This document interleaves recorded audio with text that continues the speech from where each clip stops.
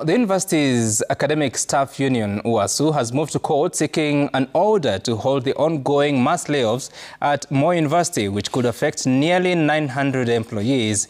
The union is asking the Labour and Employment Court to issue a certificate of urgency, accusing the university of ignoring a previous court order that required both sides to hold consultations in good faith before any restructuring. And as Emily Chebet now reports, hundreds of workers have already received their termination letters. A heavy silence hangs over Moi University Thursday morning as anxious employees line up one by one to collect redundancy letters that could end careers built over decades. The uncertainty is written all over their faces. For many, it is a final chapter in more than a decade of service at one of the country's largest universities. Lebanon Dieki, who has worked for 14 years at the university, is one of those who received redundancy letters. We accept redundancy ni part of the law. Lazima ifanywe. But the way imefanywa hatujaridhika. Because hawajafuata procedure, we were not cancelled. Wametuamkia siku ya jana wakisema kuna barua.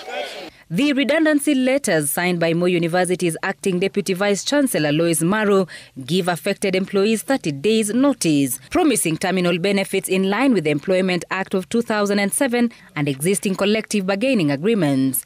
The university says the decision has been forced by severe financial strains that are currently crippling its operations. Dr. Ben Owino is among those who survived the layoff, but his relief is shadowed by deep concern for his colleagues. I'm very sad that the university has to lay off members of staff so that the university can be sustainable.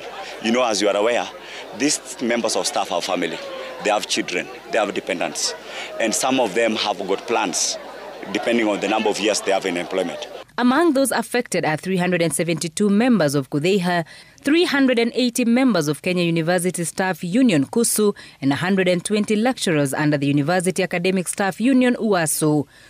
The staff union at the university are accusing the institution of violating a court directive that required both parties to give dialogue a chance before taking any action.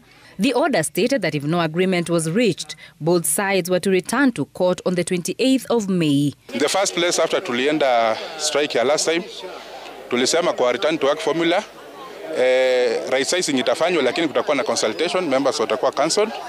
Lakini sasa wametuletea ni kama barak bwana. Unaona wametuletea na askari, ni kama wametufukuza. Ile service tumefanya kwa around 14 years which I worked for Moi University. They have not appreciated it. I feel betrayed.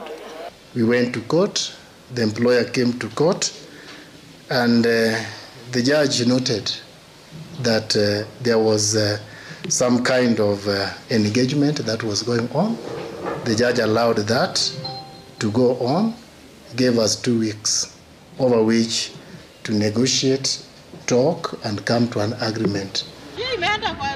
The redundancies come barely 2 months after the government announced a 1.8 billion bailout for the financially troubled Moi University. According to the University Council, the institution is struggling with debts exceeding 12 billion Kenya shillings, including salary arrears, unremitted pension contributions, and other outstanding financial obligations. Emily Chebet, Citizen TV.